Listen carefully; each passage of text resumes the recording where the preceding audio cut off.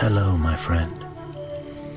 Today I will tell you another long-forgotten legend.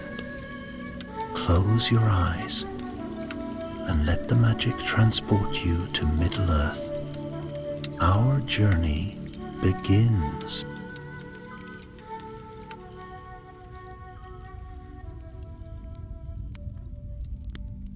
In the days when the shadow rose high in the east, and the black banners of Mordor stirred in the choking winds, Gondor stood as the last proud bastion of men. Her towers gleamed white beneath the waning sun, and her walls bore the scars of 1,000 years of war. Yet even her stone bones trembled at what was to come. The enemy had not yet thrown all his might at Minas Tirith, but the sky was already darkening with smoke and fear. Along the borders of Gondor, whispers passed like restless ghosts, of villages burned without warning, of horsemen in crimson and gold glimpsed by moonlight, and of roads once safe now littered with silence.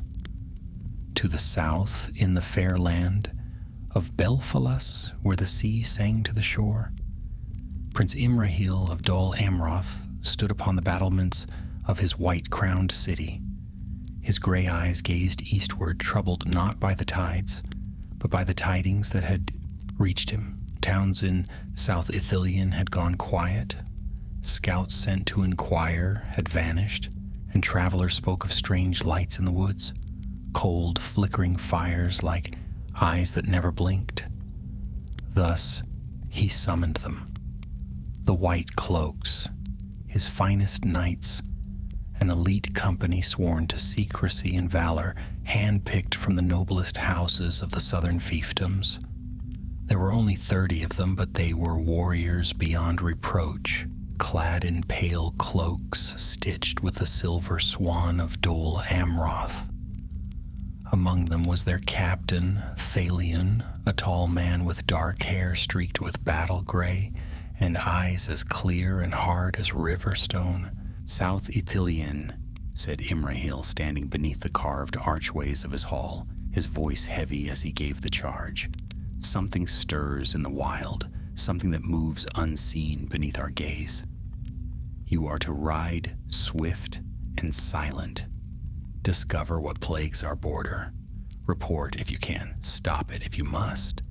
But above all, let not Minas Tirith be caught unawares." Thalion knelt, his hand upon the hilt of his sword.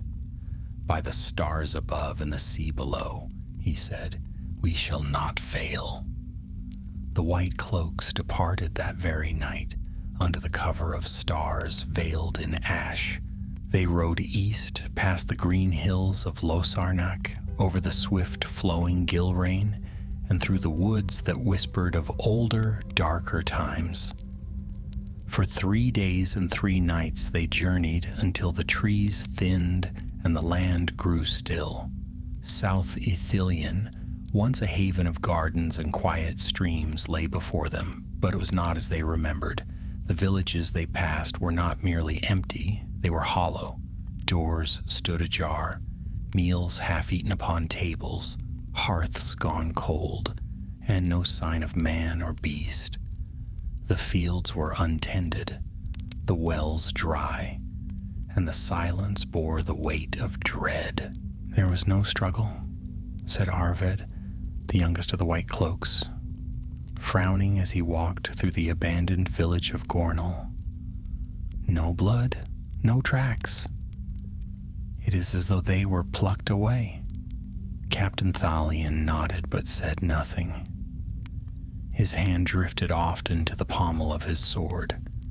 Something foul had passed this way. He felt it in his bones, though no sign betrayed it.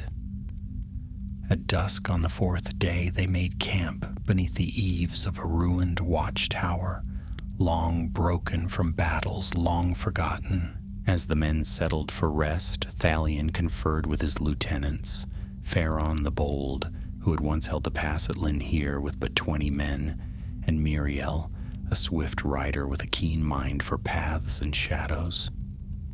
The Haradrim, Pharon said quietly. "The red men of the south, this stinks of their work."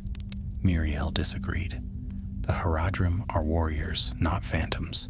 They burn and boast. They leave bones behind. But this is too clean." Thalion listened, weighing each word. At last he said, "We ride south. If an army stirs there, it must be stopped, or at the very least seen. Minas Tirith prepares for war from the east, but war may come from beneath her feet." The dawn of the 5th day was shrouded in mist. They broke camp and moved swiftly. South they rode, past broken stones that had once been proud towers and ancient trees with blackened bark. The deeper they ventured, the colder the air grew, though summer had not yet passed. And then, as the sun reached its peak, they found the road to Poros. It was there that the trail changed. Tracks, fresh ones. Dozens, perhaps hundreds, of men, horses, and wains, all headed north toward the very heart of Gondor. But there was no sound, no dust, no birds. Thalion dismounted and ran his gloved fingers over the earth. "Booted feet," he murmured. "Heavy tread. Southrons, yes, but they march in silence." Arvid paled. "Who marches in silence?" Thalion stood. "Those who wish to strike before the horn is blown."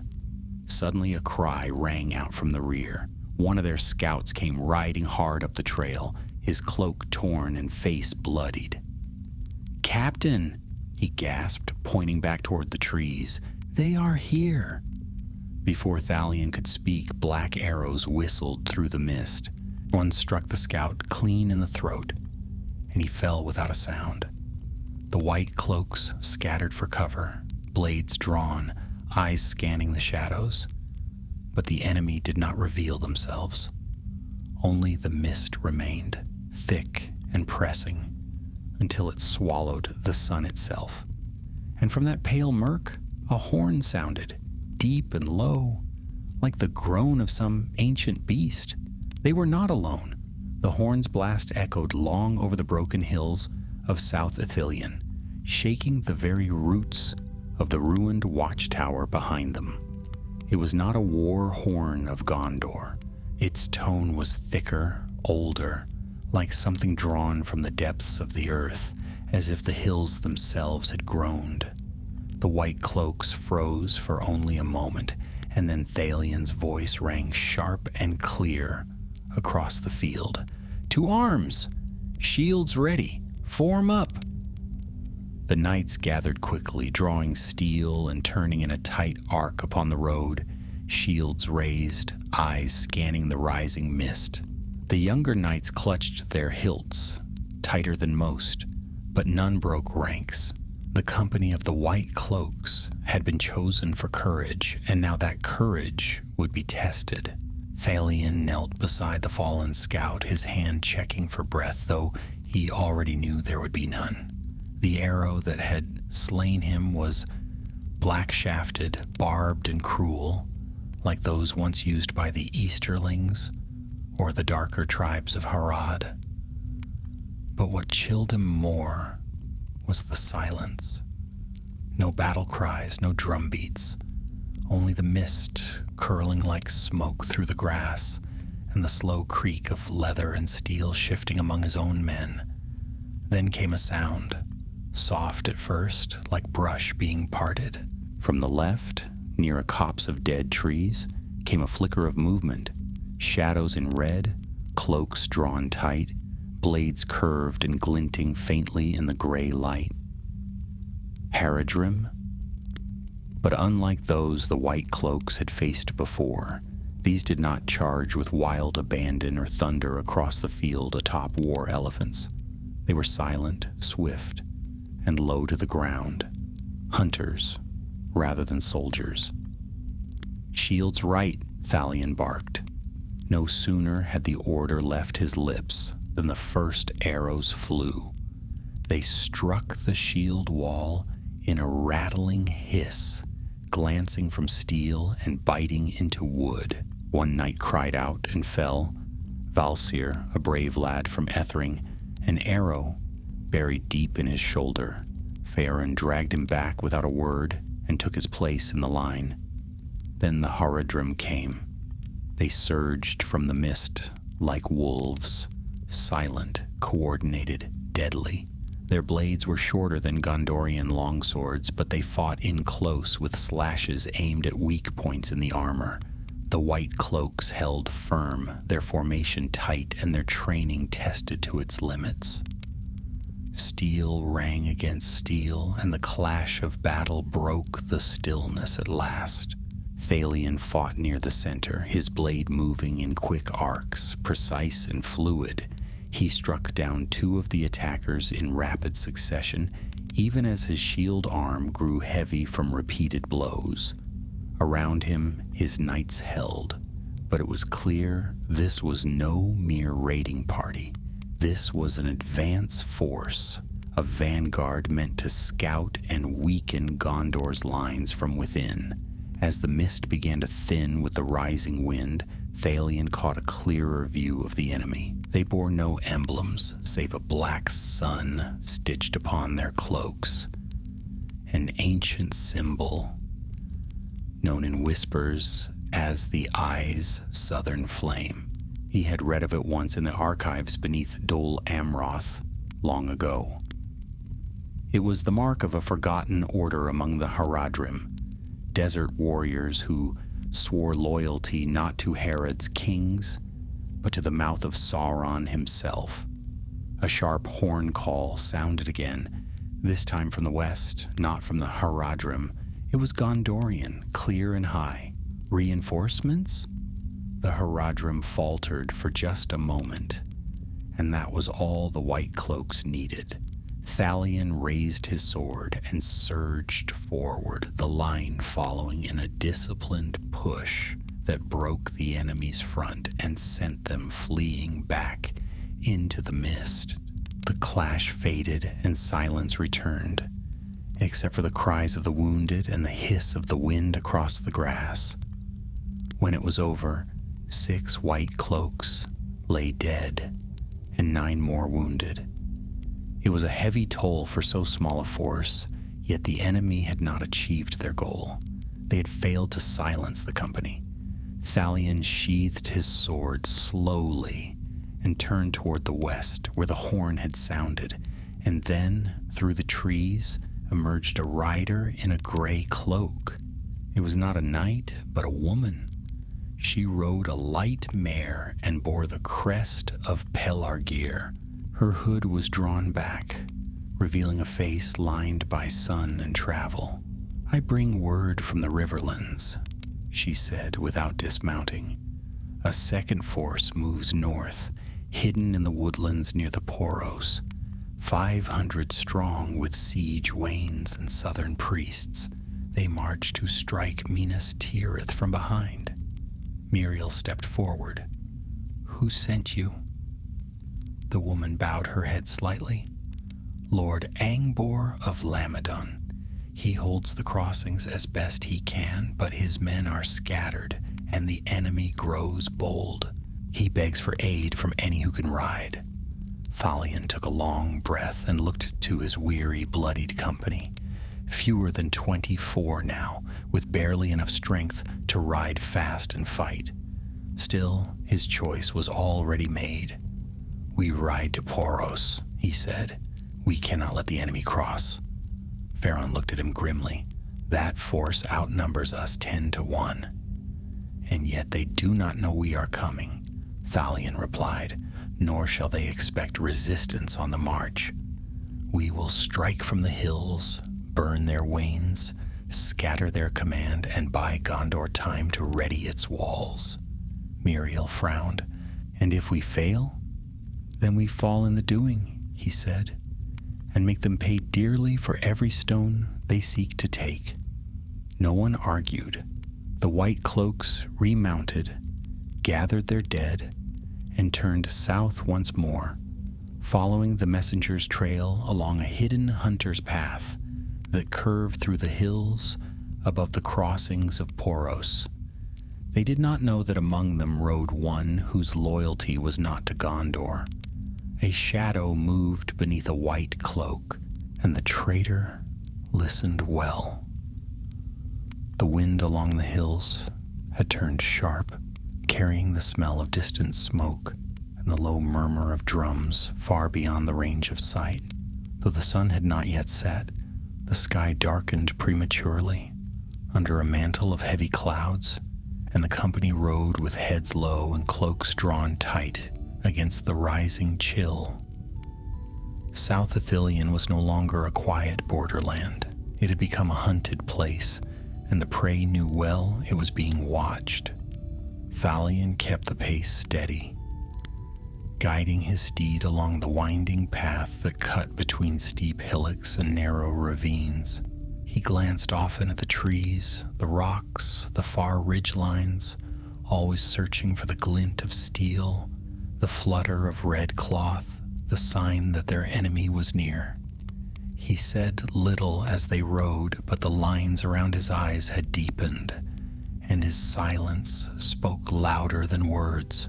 Behind him rode Miriel and Faron, both nursing shallow wounds from the ambush, but unwilling to leave the front ranks. The rest followed in close formation, their numbers thinned and their spirits tested, but their resolve unshaken. Every man and woman among them had seen battle, and each knew the cost of failure. If the Haradrim crossed the Poros unchecked, they could encircle Minas Tirith, while the great armies of Mordor pressed from the east. The city of kings would fall in days, not weeks. By dusk, they reached the Overlook, a high ridge with jagged stones and sparse brush that gave way to a wide valley below. Thalion dismounted and crept forward on foot, signaling for the others to stay low. He pulled out a small brass spyglass from his cloak and peered over the edge. Below, nestled between the banks of the Poros and a line of low hills, was the enemy force. Rows of tents stretched like a gray wound across the grass, and dark shapes moved between them. Soldiers in red sashes, burdened wagons, and tall banners stitched with the black sun of the eye's southern flame. There were siege towers lying in parts, yet unassembled, and long ladders lashed to carts. Thalion's count was grim, at least 500 fighting men, perhaps more. Worse still, at the center of the camp stood a great black tent. Unlike the others, around it, robed figures moved with slow, deliberate steps, their heads bowed as though in ritual. "Priests," murmured Faron, who had crept up beside him. "Those who bring curses, not swords. They must be the ones driving the force north." Thalion lowered the glass and narrowed his eyes. "Then they are our target." He turned back to the others, drawing the company into a tight circle. There was no time for rest, nor luxury for long debate.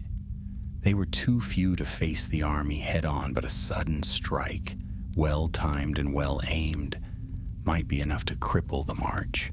If they could burn the siege gear, slay the priests, and vanish before dawn, the enemy would be thrown into confusion, perhaps long enough for Gondor to muster a defense.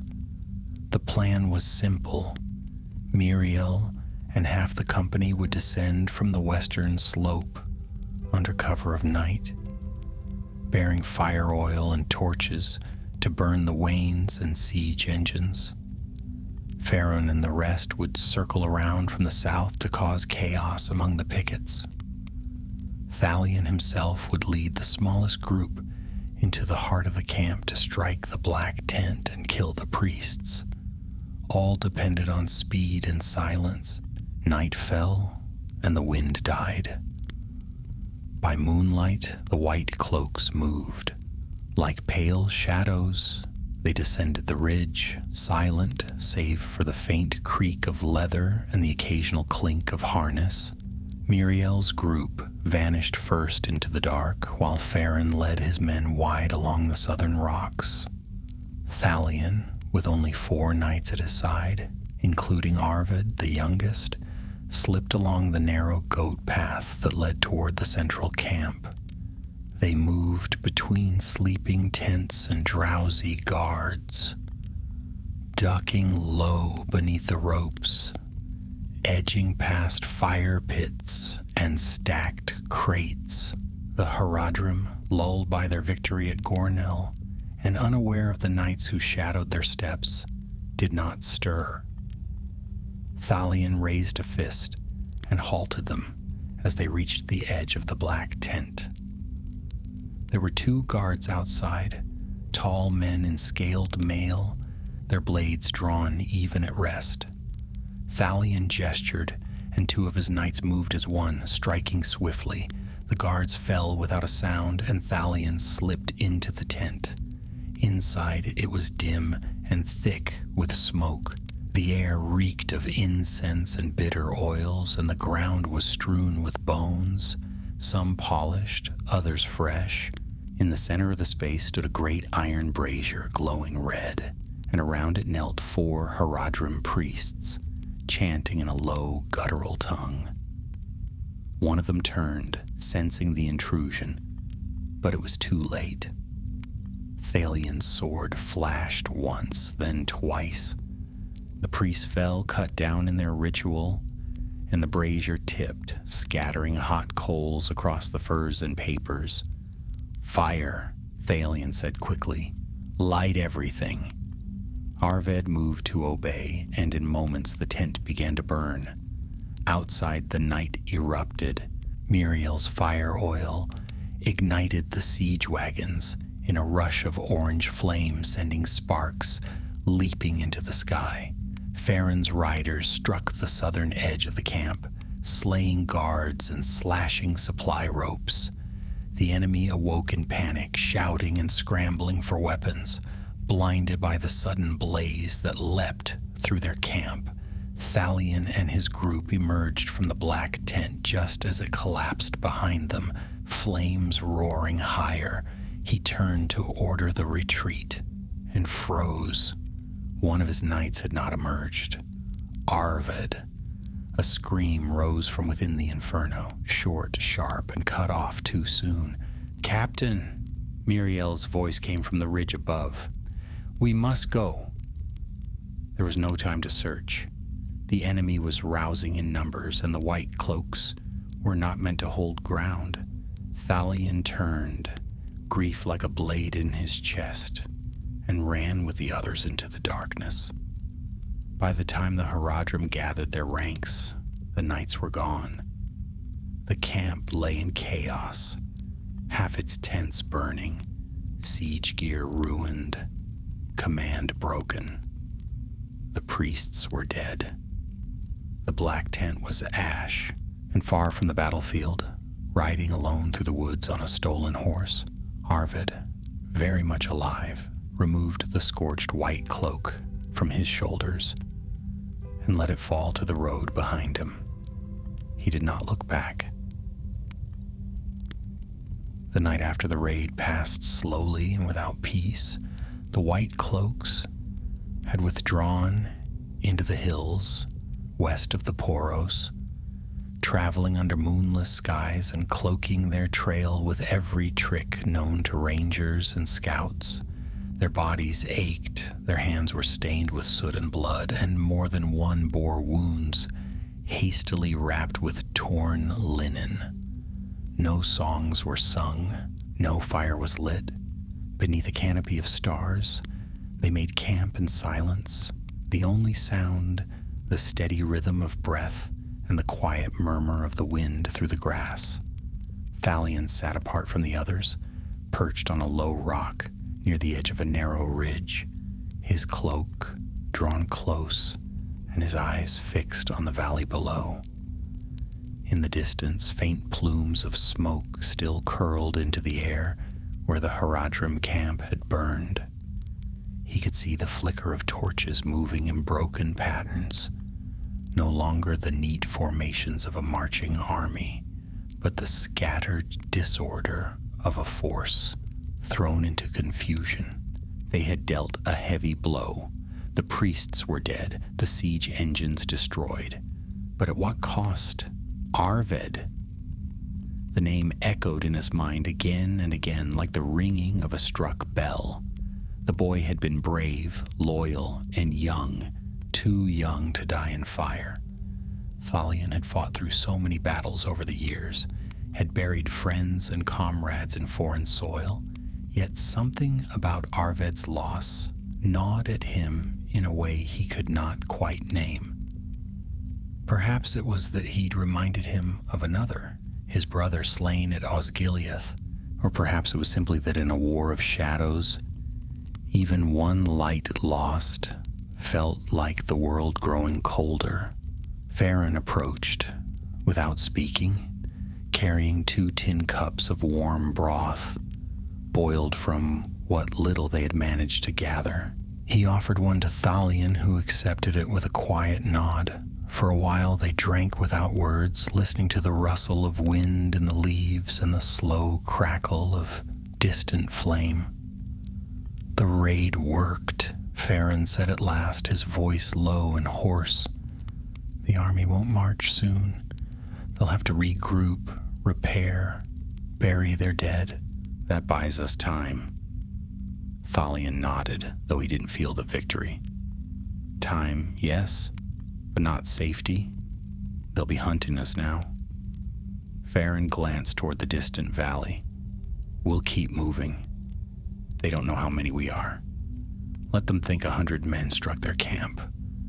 Let fear do the rest. They'll have scouts on every path by morning," Thalion replied. "And I'd wager they won't make the same mistake twice. Their priests may be dead, but they've still got numbers.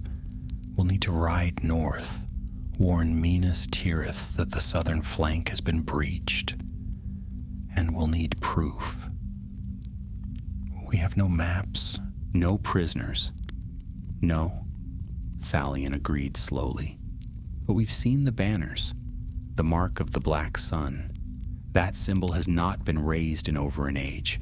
If the council sees it, they'll know the enemy has stirred powers older than even Herod's own kings." Farron hesitated, then asked, "And what of Arved?" Thalion looked down at the dark broth in his hands and said nothing for a moment. "He died a soldier of Gondor. We will carry that truth with us." But somewhere deep in the marrow of his bones, the words tasted false. The next day they buried their dead beneath a thicket of birch trees, each grave marked with a stone and a small white token tied to the hilt of a fallen sword. Muriel read a few lines from an old poem of the Sea Kings, her voice quiet and steady, though her eyes were rimmed with red. When it was done, they moved north, crossing the river Poros by an old crumbling bridge that groaned under the weight of their horses. Every step forward brought them closer to the heart of Gondor, and closer to whatever awaited them in the dark. Far behind them, unseen and unheard, Arved rode fast and alone. He wore no sigil now, no cloak or badge. His armor was hidden beneath a drab traveler's tunic, his sword wrapped in cloth. By the time the sun reached its height, he had already crossed the Anduin by a fisherman's ferry and entered the woods north of Pelargir. His face was set and unreadable, but his path was sure. He reached the hidden camp by dusk. It lay nestled within a hollow, surrounded by thorny brush and steep embankments. Torches burned low, their flames blue-tinged, and the banners fluttering above the tents bore no heraldry. The men who waited there wore dark mail and red scarves, their faces covered, their eyes hard. Arved dismounted and gave the signal, a quick slash of the hand, then 3 fingers raised. The guard stepped aside. In the central tent, a tall man waited, He wore black armor etched with gold, and his helm, shaped like a serpent's head, rested on a low table beside him. His face was lined, but not with age. His eyes gleamed with the same fire that had burned in the Haradrim priests. "You return," the man said, his voice smooth and cold. "I feared the fire had claimed you." Arvid removed his gloves and nodded. "The raid succeeded. The priests are dead. The camp is in disarray. Thalion believes I perished in the flames." The man studied him carefully, then gestured for him to sit. "And the captain himself?" "Still lives, as do about 20 of his knights." The man leaned back, steepling his fingers. "Pity? I would have preferred him dead." "He will be," Arvid replied. "He rides north now, likely to Minas Tirith. I know the route they'll take. I can lead you to them." The man smiled faintly. "You continue to prove useful, Arvid of Linhir. Your father would be proud." Arvid's jaw tightened, but he said nothing. "Rest tonight," the man continued. "Tomorrow you ride with my blade runners. We'll catch your noble white cloaks before they ever reach the Ramas Ekor." Outside, the night deepened. The stars blinked faintly through the clouds, and a cold wind stirred the leaves. The battle for Gondor had begun, not with horns and banners, but with silence, treachery, and flame. And the white cloaks, brave though they were, rode deeper into shadow. The forest thinned by degrees as the white cloaks pressed northward, following winding deer trails that had not seen feet or hooves in years. The trees here were older, taller, and darker, their branches knit together so closely overhead that sunlight fell in scattered shafts, and the world beneath remained cool and dim even at midday. Insects buzzed lazily in the underbrush, and somewhere to the west, a stream murmured quietly among mossy stones. Though the land was beautiful, none of the knights remarked upon it. Their thoughts were fixed on other things. It was on the second morning after the raid when Miriel first raised the concern aloud. "We're being followed," she said quietly, her tone calm but firm as she reined in beside Thalion. "I've seen sign along the trail, branches bent where none should be, dust unsettled by hooves, but no tracks that last more than 100 paces. They're good, almost too good." Thalion didn't answer at once. He had sensed something too, an itch between his shoulders, a silence that grew unnaturally thick, as though the forest itself were holding its breath. He glanced behind, eyes flicking from tree to tree, but saw only the same rustling leaves and shifting shadows that had flanked them all morning. "How far behind?" he asked. "Hard to say. Could be half a mile, could be less. I only know we're not alone." Farron, riding ahead, turned in the saddle and looked back, his brow furrowed. They might be scouts from the Haradrim army, sent to finish the job. Or someone else. Thalion muttered. "Not every blade that follows us wears red." That afternoon they changed course, leaving the trail entirely to cut through marshy terrain that slowed the horses and made travel miserable.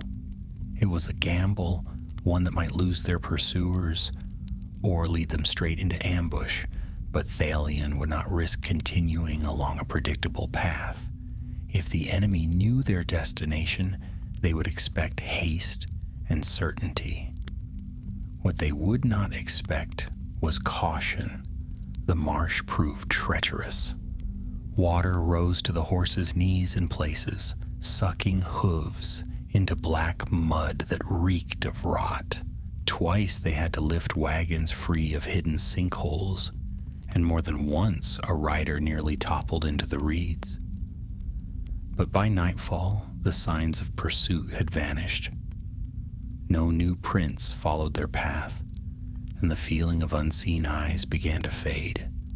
The white cloaks made camp beneath a half-fallen willow, its drooping boughs forming a natural curtain that cloaked them in green. Guards were set, and though the men whispered uneasily of shadows in the trees, the night passed without incident. Still Thalion slept little. Dreams plagued him. Strange and vivid dreams of a black sun burning in the sky, of Minas Tirith crumbling into dust, and of a serpent coiled around the white tree. He awoke before dawn, drenched in sweat, and found Miriel already awake, sharpening her blade by the light of a flickering lantern. "We're close now," she said without turning. "Another 2 days, maybe 3 if we're careful. Once we reach the southern wall of the Ramas Ekor, we'll be under the eyes of the citadel." "If we live to see it," Thalion replied grimly. They rode out shortly after, pressing hard through the marsh, and then climbing into rolling highlands dotted with stony outcroppings and patches of heather. The land grew drier, and the sky clearer. For a time, it seemed the danger had passed, but on the 4th morning, disaster struck. They had just crested a ridge overlooking a narrow valley when a sudden cry rang out from the rear. One of the outriders came thundering up the line, his face pale, eyes wide. "Ambush!" he shouted. "Riders on both flanks." Even as the warning reached them, the sound of hoofbeats erupted from the eastern slope. Dozens of horsemen burst into view, dark-armored, faces veiled, their blades curved like talons. Arrows flew from the trees, hissing into shields and armor, and within moments the valley became a trap. Thalion acted at once, bellowing orders and wheeling his men into a tight formation around the supply wagons. Swords rang out, shields locked. The white cloaks, though outnumbered, met the charge with fierce discipline, holding their ground, even as the enemy closed in. The attackers were not common Haradrim soldiers.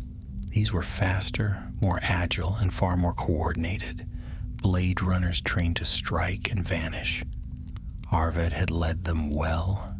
He knew the strengths and weaknesses of every man he fought beside, and he used that knowledge now with cold precision. His riders focused on isolating the wounded, targeting messengers, and cutting the supply line. In minutes, the white cloaks found themselves fighting for survival, not victory. Farron fell first, brought down by 3 riders working in tandem. Miriel, wounded in the thigh, fought with a spear snatched from a fallen enemy, standing atop a rocky ledge to command the archers. Thalion moved like a storm, cutting through the attackers in great sweeping arcs. His cloak tattered and his shield dented, but his spirit unbroken. The battle raged for nearly an hour. When the horn finally sounded and the enemy withdrew, it was not out of defeat, but completion. They had struck hard, taken their toll, and vanished into the hills before Gondor's knights could recover. Only 10 of the white cloaks still stood. Bloodied and exhausted, they gathered the wounded and tended to the dead. Miriel limped to Thalion's side and dropped a bundle at his feet, a torn strip of cloth, dark red, with a symbol stitched in gold thread, a serpent coiled around a sun. "They knew us," she said grimly. "They knew where to strike."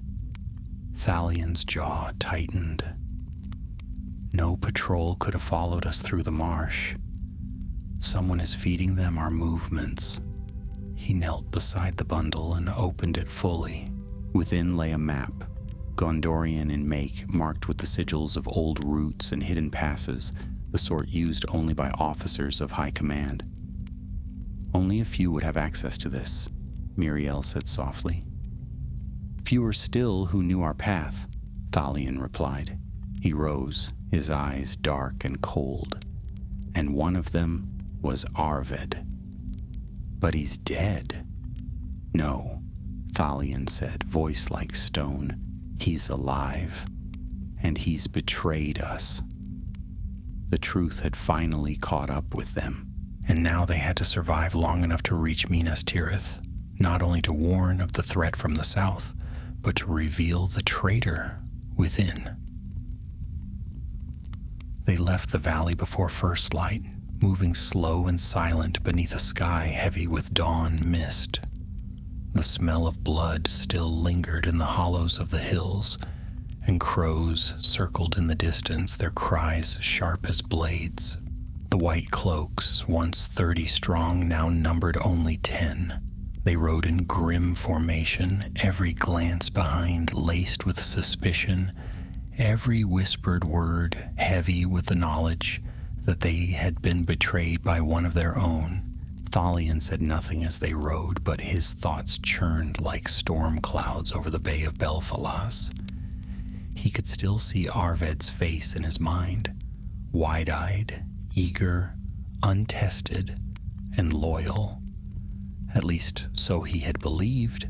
The truth of the boy's betrayal had fallen like an axe through the company's heart. There had been whispers of a traitor before, but none had dared name him aloud. Now they knew. Arved had not died in the fire. He had walked away from the flames with secrets in his hands and treason on his breath. Why him? Muriel asked quietly, riding beside Thalion. Her thigh was tightly bandaged, her face pale but set with determination. He was just a boy. What could the enemy offer him that Gondor could not? I don't know, Thalion replied, though he did. Power, revenge, perhaps something more subtle, a promise whispered in the dark, a lie woven with enough truth to stick. But the Haradrim don't waste their trust on fools. He wasn't just a spy. He knew our paths, our signals, our strengths. He knew when we would strike and how. Then he'll know where we're going, Muriel said. He'll warn them. Minas Tirith won't be ready. Not unless we reach it first. They pressed on through the day, avoiding the main roads and choosing instead a narrow path that ran along the spine of the hills, offering high ground and clear views in every direction. Though the route was slower, it allowed them to spot movement along the horizon and gave them a chance, small though it was, to avoid another ambush. That afternoon, they stopped only once to bury 2 of their dead whose bodies they had carried on makeshift stretchers. The ceremony was short and quiet, with no songs and few words. Thalion offered a brief prayer to the Valar and placed a silver coin beneath each man's tongue, an old seafarer's rite for guiding souls across the waters. No one wept. There was no time left for mourning. As the sun began to lower behind the mountains, casting long shadows across the hills, a sharp whistle broke the silence.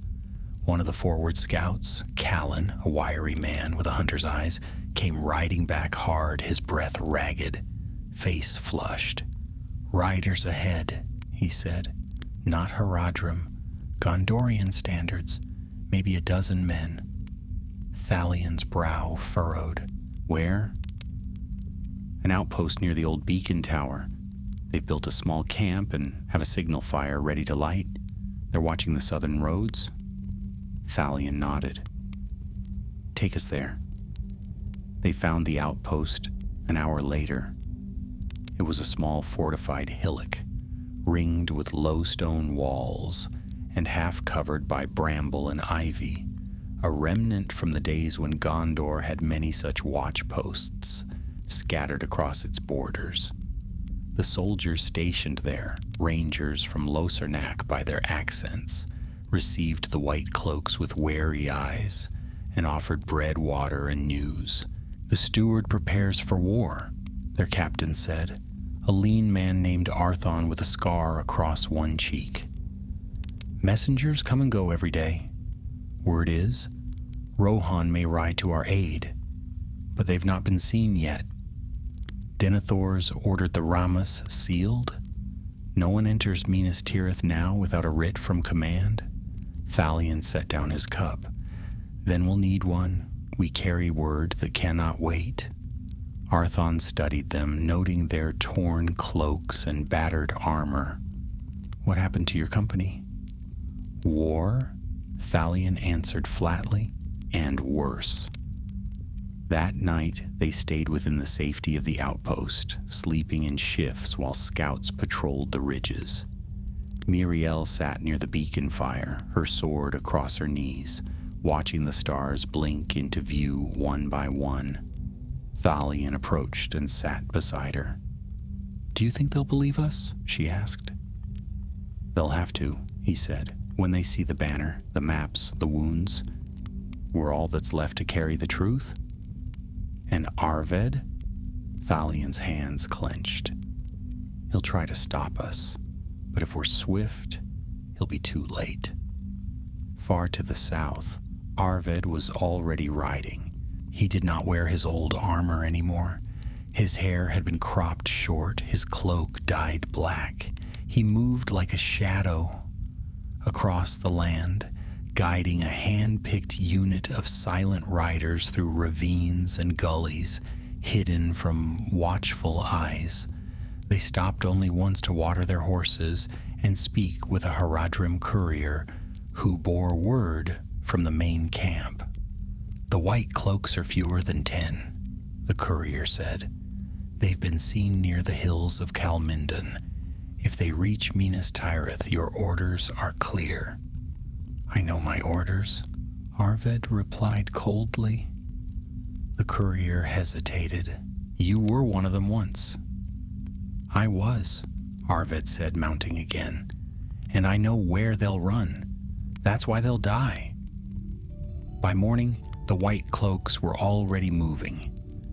With a fresh supply of food and a guide from the outpost, they made good time across the foothills and finally caught sight of the distant towers of Minas Tirith by midday.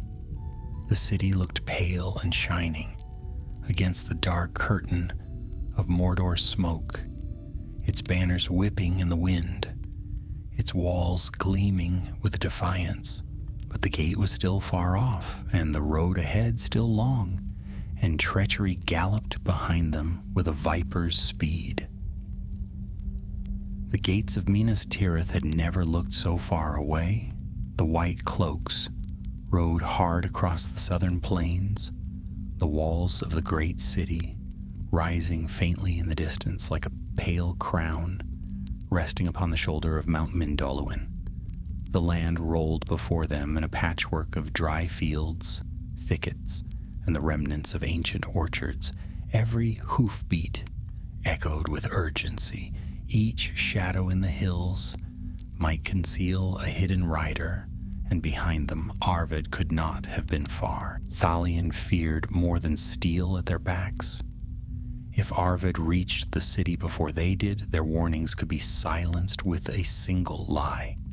The company, or what remained of it, rode without banners now. Their cloaks were torn, their armor dented, their steeds weary. Yet they rode on without hesitation, for Minas Tirith was their last hope, not only to survive, but to deliver the warning that Gondor needed. The Haradrim had been dealt a blow at the crossings of Poros, but that was only one hand of the enemy. The other still moved in secret, and it was guided by treachery. They reached the old eastward trail by midday, skirting the road used by traders and messengers between the southern provinces. The route was longer, winding through low hills and shallow ravines, but it offered cover and fewer eyes. The sky had clouded again, heavy with smoke that drifted up from burning fields far to the south. Thalion glanced skyward only once. Mordor's breath was stretching westward. As they passed a crumbling milestone carved in the Elder tongue, Elgon, the young ranger who had guided them from the Lossarnak outpost, reined in and pointed toward a distant ridge. A white banner had unfurled atop a squat tower built into the outer wall, fluttering in the rising wind. "The Ramas Ekor," he said, "will reach the southern gate before sundown. Keep us to the brush until we're in their sight." Thalion said, "I want no mistake made about who we are." Elgon nodded and urged his horse on. The others followed without speaking. Miriel rode at Thalion's side, her face pale beneath the edge of her helm. Though her leg still bore the wound from the ambush, she had refused to slow or accept aid. She, like the others, rode as if time itself were hunting them. By late afternoon, they descended onto the wide approach to the Ramas Ekor. The outer wall of the Pelennor stretched across the horizon, a great stone defense built in times of strength and maintained with fierce diligence. Soldiers in black and silver moved atop its parapets, and sentries stood at the open southern gate, eyes wary beneath their helms. The gatehouse itself bristled with spears and banners, and atop the main arch was carved the emblem of the White Tree of Gondor. A trumpet rang out as they neared, and a voice hailed them from above. "Who comes to the gates of the White City?" Thalion rode forward, his cloak catching the wind. "Captain Thalion of Dol Amroth, company of the White Cloaks. We carry urgent word for the steward of Gondor." There was a pause, followed by another trumpet blast. The soldiers on the wall shifted, some peering down more closely, others exchanging glances. Then the same voice called again. The White Cloaks were lost. That is what was reported. "Wrongly," Thalion answered. "We ride with news of a greater threat. Let us pass, or you'll answer to the steward for the message you delayed." Another voice spoke now, lower and sharper, from behind the gate itself. "Disarm and enter under guard. No blade is drawn in Gondor's walls without leave." Thalion hesitated only a moment before nodding. "We obey." They surrendered their weapons reluctantly and were allowed through the outer gate. The guards escorted them across the Pelennor fields, past columns of troops drilling with spear and shield, siege engineers stacking quarrels and reinforcing stone towers, and rows of mounted archers preparing for the long ride to Rohan. Gondor was preparing for siege. Every soldier they passed bore the signs of tired vigilance, and still no word yet of the true threat from the south. As they reached the city's great gate, another escort, this time of the Citadel Guard, took charge of them and led the White Cloaks up through the winding streets of Minas Tirith. Each level passed felt heavier than the last. Citizens watched from windows and rooftops, whispering behind drawn curtains as the scarred knights passed. They looked too ragged to be heroes, but something in their bearing silenced the doubt. In the fifth circle, they were brought to a side chamber within the Hall of Records, stone-walled and plain, lit by oil lamps and bearing the banners of Gondor's southern provinces. There, a young clerk named Taranel questioned them, quill scratching as he scribbled Thalion's account into a ledger thick with war reports. When he laid eyes on the torn banner Thalion unrolled, the black sun of the Haradrim cult, the eyes southern flame, his hand trembled slightly, and his voice dropped to a whisper. "I have seen this mark before, only in ancient records." You'll see it again if Gondor is not warned, Thalion said. That force we struck at Poros was not the last. Others will come. They will strike from behind while the east assaults your gates. Taranel gathered the maps and scrolls with wide eyes. Wait here. I'll bring this directly to the Steward's Council. He left them in the room, under watch, but no longer under suspicion. For a while no one spoke. Muriel leaned against the wall, eyes half closed, while the others sat quietly, sipping water or tending to bruises and cracked leather. When at last the door opened, it was not Taranel who returned. A herald entered first, dressed in robes of white and blue. Captain Thalion, the steward will see you. They were led up the final circle to the high chambers of the citadel. The tower of Ithilien loomed above them, pale and proud, and in the court below the white tree stood silent and leafless, its branches bare. In the great hall, seated beneath the ancient throne of the kings, was Denethor, steward of Gondor, robed in black and silver. Around him sat the council, 12 lords of the realm drawn from every province, still loyal and able to fight.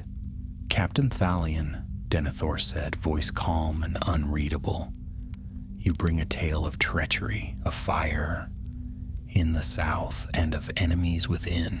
Speak now and be clear. Thalion stepped forward and spoke of everything: the march through South Ithilien, the vanishing villages, the ambush at Poros, the raid on the Haradrim camp, and Arved's betrayal. When he finished, he unrolled the captured banner and placed it before the steward. This symbol has not been seen in open war for an age, Denethor said softly, studying the banner. And yet I have read of it in the dark annals of Gondor's borders. The flame of the eye, a cult long thought shattered. Arved rides under that banner now, Thalion said, and he will come here to discredit us. If he speaks first, our words will be treated as lies. The hall stirred. Some lords muttered among themselves. One old man with a braided beard leaned forward. He was seen this morning, he said. Arrived alone at the southern gate, said he was the only survivor of the White Cloaks and had seen his comrades slain by treachery. Then he's here, Muriel said, her voice sharp. Denethor turned to a guard. Bring the man before us, at once. The guard bowed and hurried out.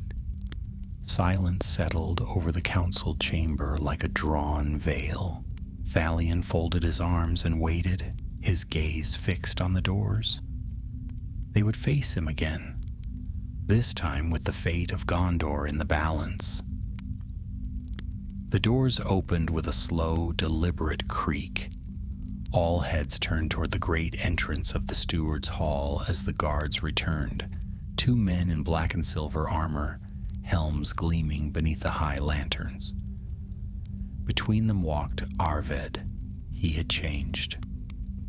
Gone was the clean-faced, eager young man who had once ridden beneath the swan banner of Dol Amroth, the boy who had laughed during training drills and struggled to lift a shield too large for his arm, was gone, buried beneath the cold mask of a traitor. His hair had been shorn close to the scalp, his cloak was plain and gray, and his armor bore no sigil. His hands were clean, but his eyes, those once so bright, were distant, watchful, and cold. He stopped before the steward and bowed with slow precision.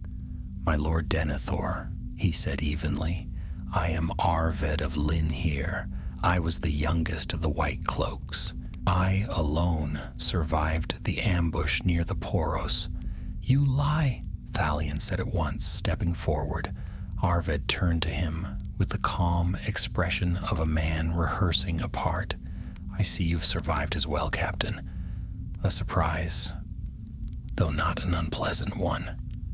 Miriel took a step beside Thalion. You betrayed us. You led the Haradrim to our camp. You let good men die and called it survival. Arvid shook his head, still composed. I did what I had to do, and I did it to save Gondor. Denethor raised a hand, and silence fell across the hall. Speak, Arvid. Tell the council your account. Tell us why you were found alone, and your companions came days behind you with a tale of treachery. Arvid took a breath and then began, his voice smooth as silk, his tone carefully measured. We were struck at Poros by a force larger than we expected. Dark cultists, yes, but also men of Harad trained in ancient ways. We fought bravely. I fought beside Captain Thalion, even as the tents burned and our lines broke. In the chaos, I was separated. I believed the others dead. I fled only to carry warning of what I had seen. I returned here with no blade, no banner, nothing but my memory and grief. You knew the city would believe you first, Thalion said, his voice low and steady. That's why you hurried north, to speak your lies before we could. Lies? Arvid turned, spreading his hands. What proof do you have, Captain? Your word alone? A torn banner? The claims of 8 weary soldiers? Thalion did not flinch. He drew a small pouch from beneath his cloak and handed it to the steward's clerk. Inside was a twisted iron ring, blackened, engraved with a symbol not seen in Gondor for generations. A token of the priests we slew, Thalion said, taken from the fallen in the black tent. The same symbol found in the ancient texts, proof of the eye's southern flame. The clerk brought it to Denethor, who examined it carefully. For a long moment the hall was silent. Then Denethor turned to one of the older counselors, a man in green robes with a scholar's stoop. Lord Halbrim, he said, what say you? The man took the ring, studied it through a glass, and nodded slowly. It is what the captain claims, he said. This mark belongs to the cult of the eye's flame, thought extinguished in the Second Age. If it is stirring again, then we are more deeply threatened than we imagined. Murmurs rippled through the council. Arvid remained still, though for the first time the confidence in his eyes faltered. Captain Thalion, Denethor said, you accuse this man of treason. If he has aided the Haradrim, he must be judged by the law of Gondor, but accusations must be proven. Can you bring a witness? Thalion looked at Miriel, who stepped forward, wounded leg braced by a cane. She met Arvid's gaze without fear. I saw him ride with the enemy. I saw him slip away during the raid and return unburned. He vanished when the fight reached its peak and was not found among the wounded. We thought him dead until the ambush days later, an ambush that struck our weakest point with unnatural precision. Another knight stepped forward, a veteran named Brethor, who bore a scar across his brow and a deep voice like grinding stone. I saw the same. He knew our routes, our rest hours, the code we used for night signals. The enemy used them against us. Denethor said nothing for a long while. He sat with his chin resting on one hand, eyes shadowed beneath his dark brow. When at last he stood, he turned to the guards. Hold both men. Captain Thalion and Arvid of Linhir will remain within the citadel under watch. Let the council deliberate. Thalion started to object, but Miriel touched his arm. Let them see it play out, she whispered. They've seen the proof. They won't ignore it. Thalion nodded, though every muscle in his body burned with frustration. To stand idle while Arvid was allowed to breathe the same air as Gondor's lords was more than he could stomach. But orders were orders. That night they were held in separate towers. Thalion's chamber was high, overlooking the walls of the sixth circle. From his window he could see the flicker of torches along the ramas, and beyond that only the shadow. The black clouds above Mordor were creeping ever closer, swallowing the stars one by one. He did not sleep, nor it seemed did Arvid, for deep beneath the citadel, beyond even the watchful eyes of the council, the traitor was already at work. A prisoner's cell was no true prison if the guards were not loyal, and among the ranks of Gondor, not all loyalty remained. A whisper in the dark, a signal passed by coin and word. At the second hour of the night, Arvid's door was unbarred. By the third, he was gone. Morning came with little light. The sky above Minas Tirith was draped in low gray clouds that clung to the peaks of Mount Mindalluin and spilled into the high air like smoke from unseen fires. The bells of the citadel rang the 6th hour, clear and cold, but few in the city felt the comfort of their chime. There was unease on every street and in every court, a weight not born from hunger or weariness, but from expectation. A storm was coming. Whether it would break upon the city's walls with iron or fire, none could yet say. Thalion stood at the narrow window of his chamber, staring out over the lower circles. His hands were clasped behind his back, his jaw tight. He had not slept, though he had tried. The council had offered no word since the previous night, and the delay gnawed at him like frost at a wound. He had faced battlefields, siege, and death without flinching, but this, waiting to see whether the truth would be believed, was a slower torment. A knock sounded at the door. It opened before he could answer. It was Miriel. She limped in quickly, her cloak already fastened, a sword belted at her waist. There was a grim look in her eyes that told him what she was about to say, even before she spoke. "He's gone," she said. Thalion turned. "Arvid?" She nodded. "Sometime in the night. The guards at his door are missing, or rather no longer guards. They were men in borrowed armor. One was found dead in a stairwell. The other vanished." Thalion's hands curled into fists. I told them he wouldn't wait for judgment. I know, but they didn't listen. Where is he now? No one knows. He had help, not just men from Harad. He knew which passages were unguarded, which sentries could be bribed, and someone within this city helped him. Someone high enough to arrange his disappearance without a trace. Thalion stepped away from the window, grabbing his cloak and sword. Then we'll find him, with or without the council's permission. Miriel raised her chin. They've already sent riders, quiet ones. Lord Hergen of the Third Circle gave the order in secret. He believes you now. He believes us.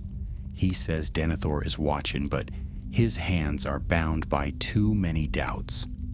Thalion buckled his sword with a nod. Then we won't wait for orders. We know Arvid better than anyone. We can guess his steps.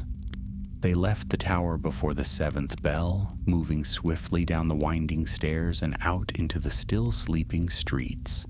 The air smelled of coal smoke and horse sweat, and the city stirred like a great beast, beginning to wake. Already messengers were galloping between the levels, and in the distance the horns of the ramas called their warnings across the fields. In the second circle they found what they were looking for, a stable hand, no older than 15, who had seen a cloaked man leave just before dawn, on a dark bay horse. He had spoken little and ridden fast, but he had paid in gold, and his accent had been Gondorian. The boy hadn't thought much of it until he saw the emblem scorched on the man's saddle. A faded white swan. "Which way did he go?" Thalion asked. "Down the east road," the boy said. "The one that bends toward Osgiliath." "Not back to the south?" "No, sir, he said nothing. Just rode hard and fast that way." Thalion and Muriel mounted and followed at once, taking only what supplies they needed. They wore no heraldry now, only plain cloaks, and the steel beneath them.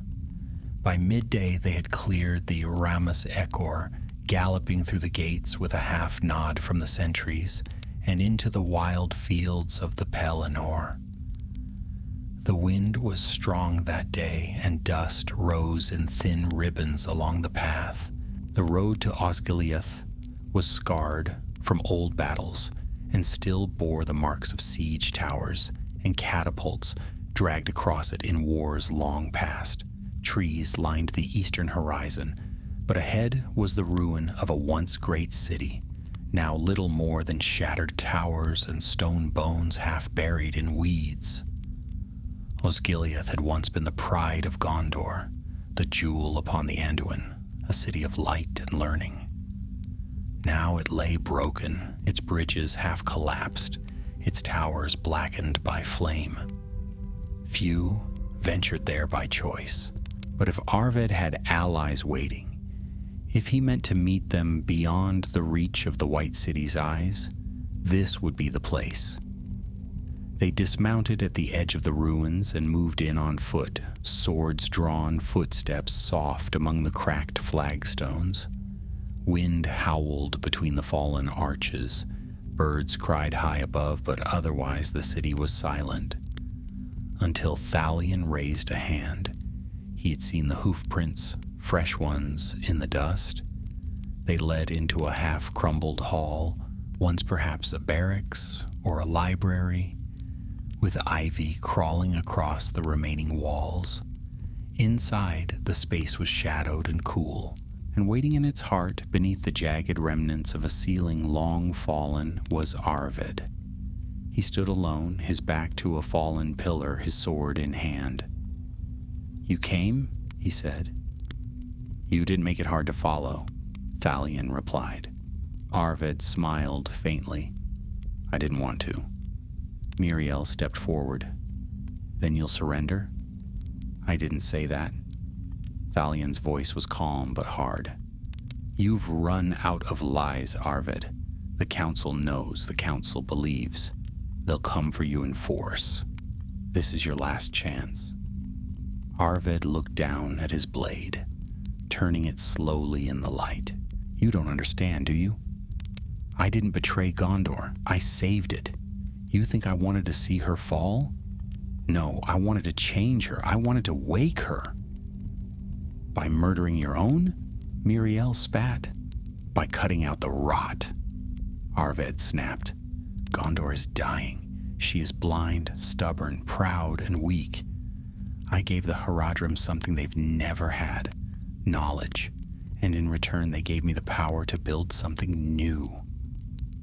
"You gave them our lives," Thalion said. "And for what? A place in a kingdom of ashes?" Arvid raised his blade. "You won't take me back. I won't stand in chains before men too afraid to see the truth." Thalion stepped forward, drawing his sword with slow finality. "Then you've chosen your end." The fight was fast, fierce, and bitter. Arvid was skilled. He had trained under Thalion himself, but he lacked the patience of his teacher. His strikes were quick, elegant, and precise, but they came too early, too hot with pride. Thalion matched him step for step, parrying and turning, waiting for the boy to tire. Steel rang through the empty ruins like a bell tolling the hour of reckoning. At last, Arvid faltered. His foot slipped on a loose stone, and Thalion stepped in, knocking his blade aside and sending him crashing to the ground. He pressed the point of his sword to Arved's throat. "Yield," he said. Arved's chest heaved. He looked up at the sky beyond the broken ceiling. Then, slowly, he let his blade fall from his hand. Thalion lowered his sword, but Arved's eyes were full of something darker than defeat. "You think you've won?" he said, voice trembling with fury. "You've delayed it. That's all. They are already marching, and when the eye rises, your white tree will burn." Thalion stared at him, then turned away. "We'll be waiting." They bound Arved's hands with leather cords and led him through the ruins of Osgiliath under the gray light of a fading day. He walked in silence, head bowed, but his steps were steady and his gaze never touched the ground. Even now, defeated and disarmed, he carried himself with a strange, quiet pride, as though convinced the battle had not ended, but only changed shape. Thalion walked behind him, one hand on the hilt of his sword, the other ready to catch any sign of trickery. He could still feel the sharp weight of their duel in his limbs, and though Arved had surrendered, trust had no place between them. Miriel kept to the left, her wound bound tightly again, her eyes ever scanning the crumbling walls. The wind stirred the fallen banners overhead and carried with it the scent of ash and dust, as if the ruins themselves still remembered fire and death. By the time they reached the edge of the city, night had begun to fall, painting the Anduin River in shades of cold silver. The horses waited where they had left them, tethered in the shadow of a half-fallen arch.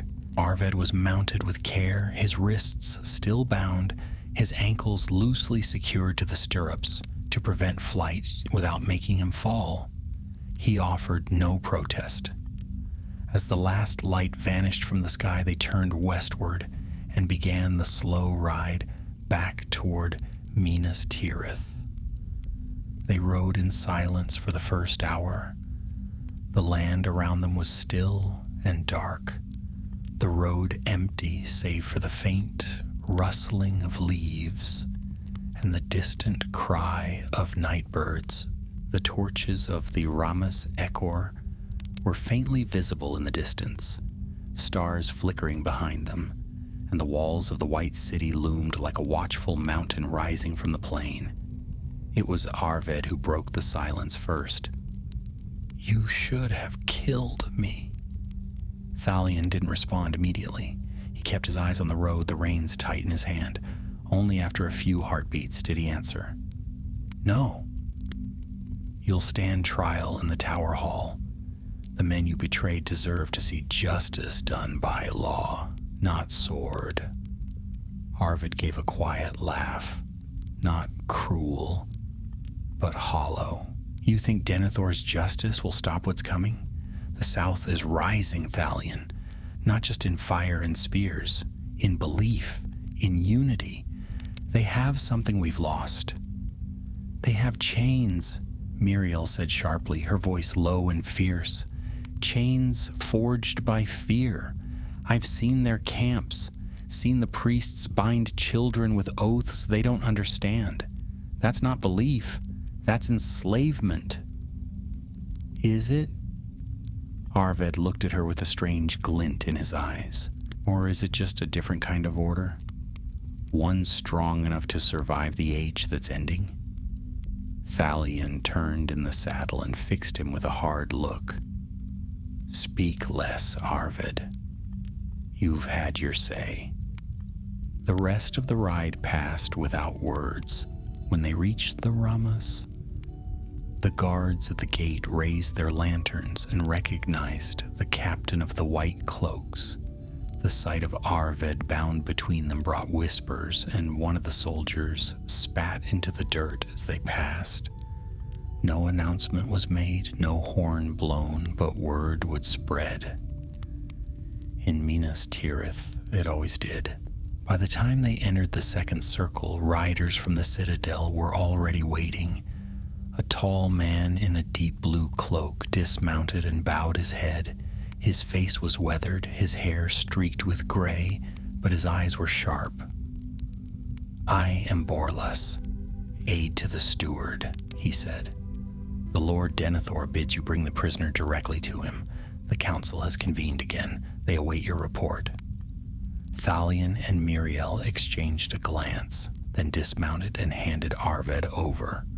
2 citadel guards flanked the traitor, their spears held upright and eyes fixed straight ahead. Still, Arved smiled faintly as he was led away, as though he walked to something he had planned all along. They followed close behind. Up the winding ways of the city they went once more, past shops now closed for the night, and windows aglow with candlelight. Voices hushed as they passed. The citizens of Minas Tirith had not known the name Arved before that day, but they knew it now. A traitor among the white cloaks? A shadow behind the banner of Dol Amroth. It was enough to carry fear into the heart of every watchman and lord alike. Inside the citadel, the council was already assembled. The great hall glowed with torchlight, and the high banners stirred faintly in the breeze that crept through the stone windows. Denethor sat upon the steward's seat, not the throne which remained ever empty, its crown untouched. His face was pale with fatigue, but his posture was rigid and his gaze unblinking. Arved was brought before him. Thalion and Miriel stood to one side. The lords filled the chamber in heavy silence. "Arved of Linhir," Denethor said, his voice low but clear. "You stand accused of high treason against the realm of Gondor. You were charged with aiding the enemy, leading men of Harad to strike down your kin, and delivering knowledge of Gondor's defenses to her foes. What say you?" Arved raised his chin. "That I did all that and more. That I would do it again." Gasps rippled through the hall. One of the counselors half rose, only to be stilled by Denethor's raised hand. "You confess openly?" the steward asked, his voice harder now. "I do," Arved said, "because the Gondor I betrayed is already dead. Your pride blinds you. Your honor binds you like ropes. The world is changing, and you will not change with it. I chose a future of tyranny," Miriel said, stepping forward, "a future where Gondor bows to fire and shadow." "Better to bow and live than stand and fall," Arved said. "Not in Gondor," Thalion answered. Denethor rose. "Enough." The silence that followed was absolute. The steward's eyes locked on Arved, and his voice dropped to a chill whisper that carried through the chamber like a blade. "You will be held until the dawn. Then you shall be taken to the place of judgment. There, in the sight of the city, you will be hanged until dead. Your name will be struck from every roll. Let this be the end of it." Arved said nothing. He was turned and led away, his smile gone at last. When the doors closed behind him, Denethor turned to Thalion. "You have done Gondor a great service, though I wonder if it is too late. The storm gathers. Your white cloaks are few now." "They are enough," Thalion said quietly. The steward looked at him, and for a moment the steel in his expression wavered. "They'll ride again," Denethor said. "Before the walls fall, before the sky burns." And Thalion nodded. "They will." The dawn that followed was pale and sickly, stained yellow by the thick smoke drifting from the east. From the walls of Minas Tirith, the watchers could see the black clouds rising over the mountains of Mordor, boiling higher than ever before, like a storm summoned by some dark sorcery. The plain of the Pelennor was quiet, but there was an unease in the wind. It blew from the east, dry and heavy, carrying with it the scent of ash, scorched grass, and something older, something foul. Thalion stood atop the walls of the sixth circle, overlooking the fields, his cloak wrapped tightly around his shoulders. He had not slept. None of them had. Muriel sat nearby, her spear across her lap, her face calm but distant. The others, those of the white cloaks who still lived, were scattered along the battlements, watching, waiting. They had been given no fresh orders, no time to rest, no ceremony or thanks. Only silence and the knowledge that their part was not yet over. In the square below, the scaffold had been raised. Arved stood at its center, hands bound behind him, his eyes covered with a black cloth. The people of the city gathered in grim clusters, watching from behind rows of guards. They had come not for vengeance nor justice. They came because the shadow was growing, and they needed to see that Gondor still had the strength to act. That betrayal would not go unanswered. The rope was fastened. The order was given. The lever was pulled. No words were spoken.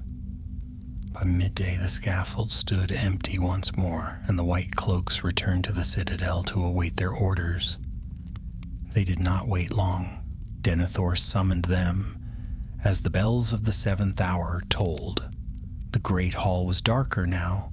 The light filtered through thick storm clouds that cast long shadows across the marble floor.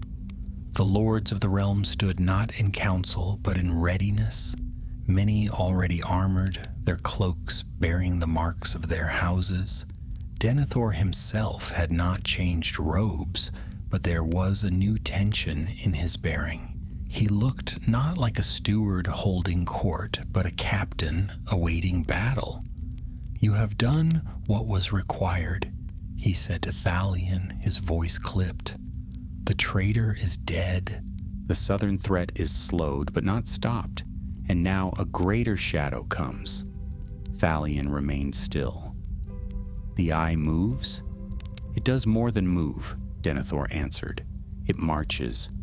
Word has reached us from Caer Andros. Orc hosts have crossed the river.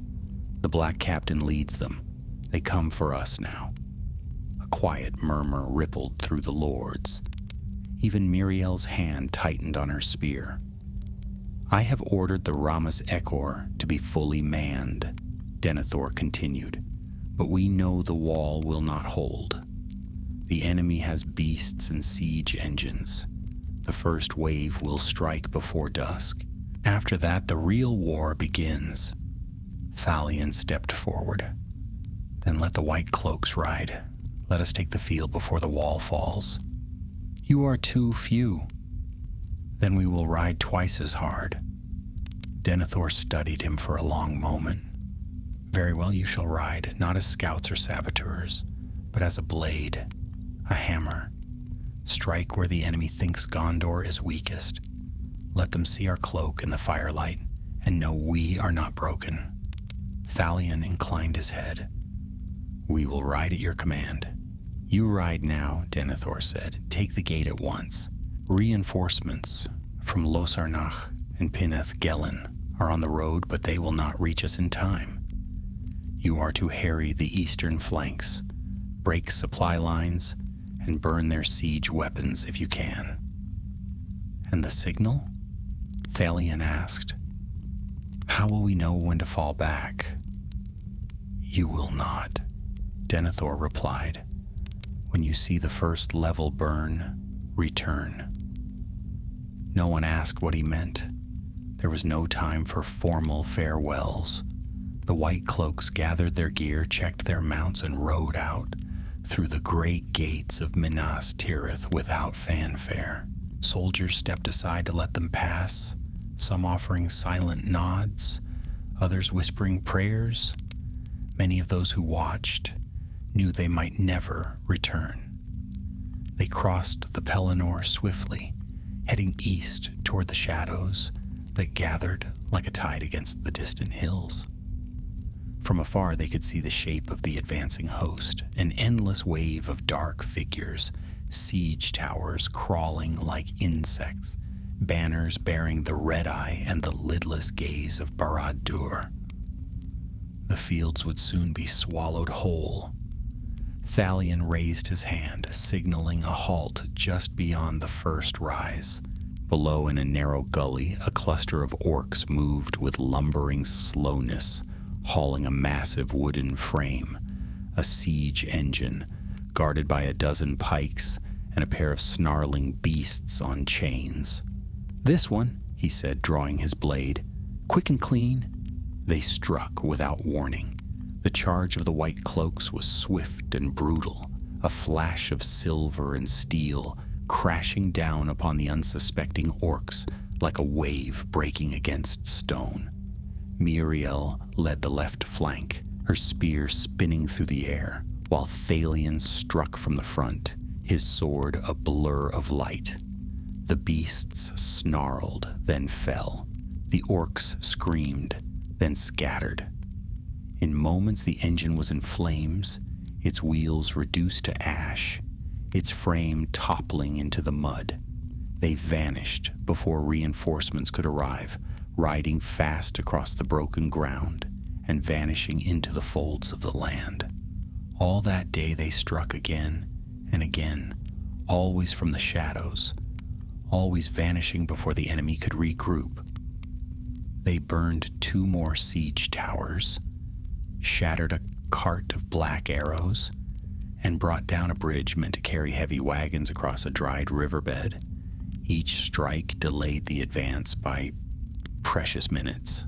Each delay was paid for in sweat and blood.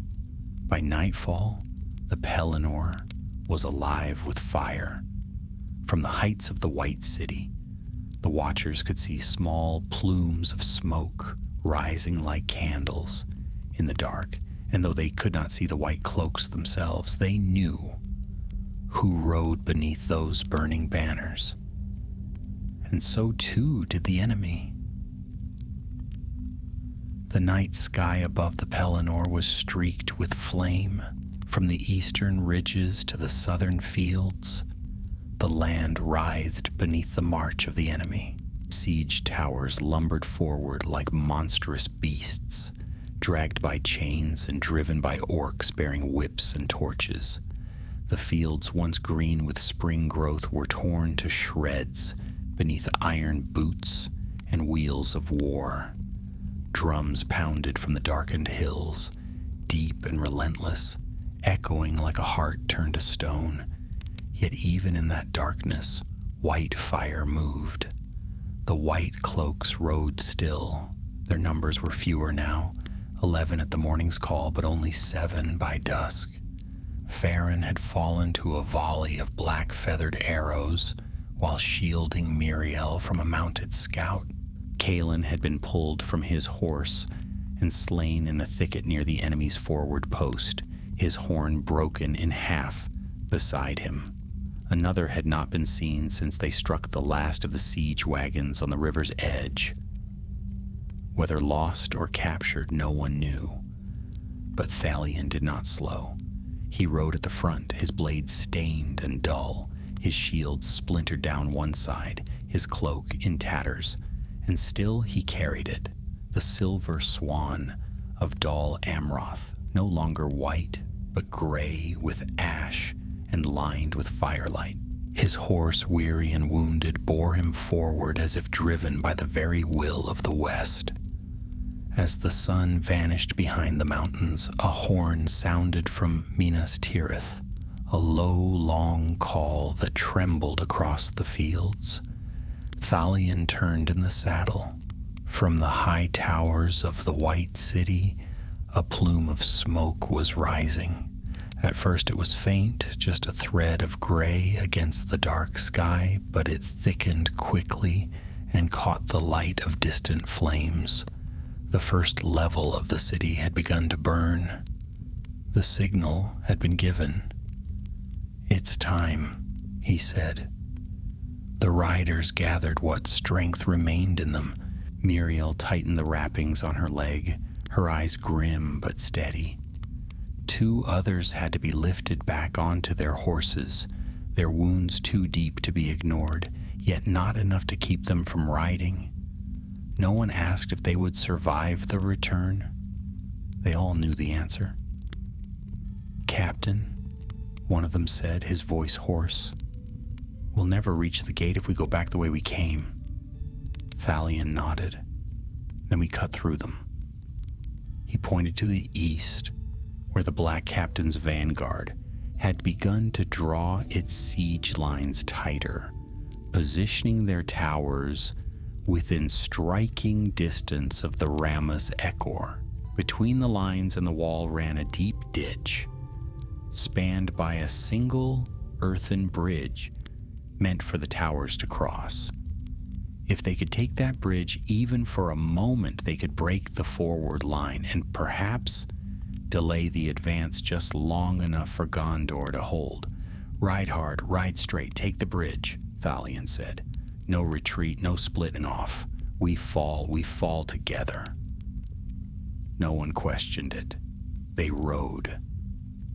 Down through the furrows of the Pelennor they charged, hooves tearing through churned mud and broken earth.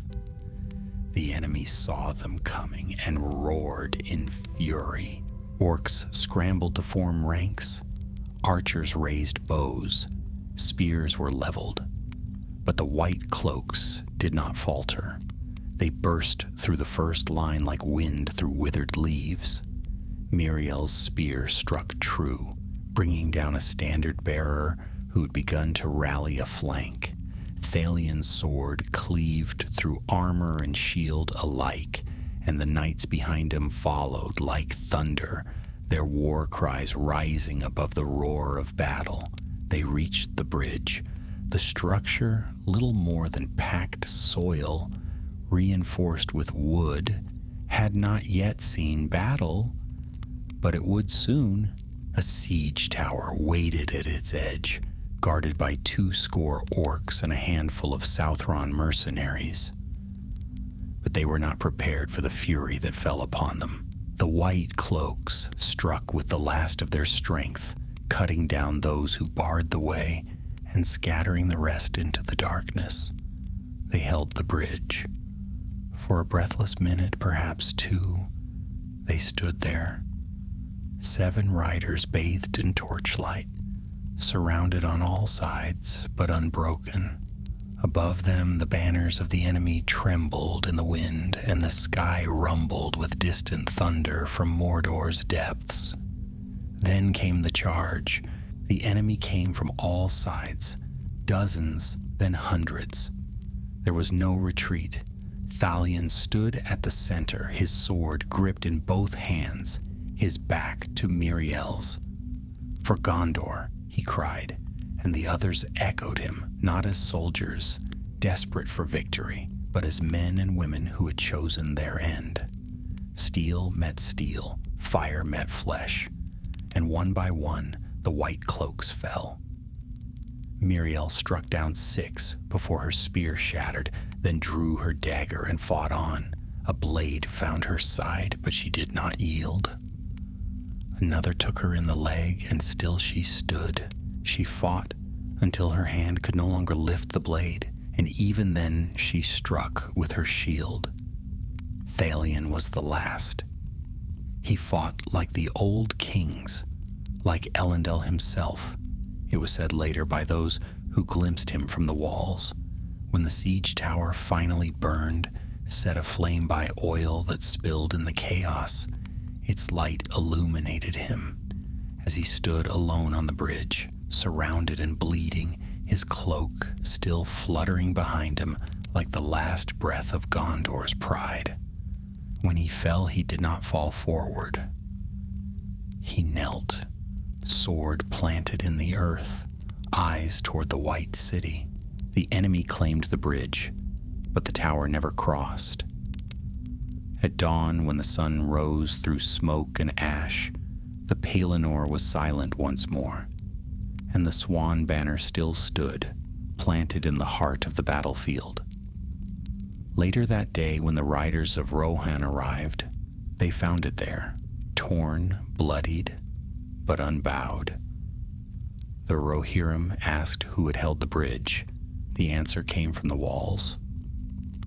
"The White Cloaks," the soldiers said, and from that day forward, they were remembered not as a company that vanished into shadow, but as the ones who stood in the fire and did not flee. Their tale was told in Dol Amroth and Minas Tirith alike, carved into stone, sung beneath banners, and whispered to children who dreamed of courage. They had no tomb, only the bridge, scorched and blackened, where the white still stood.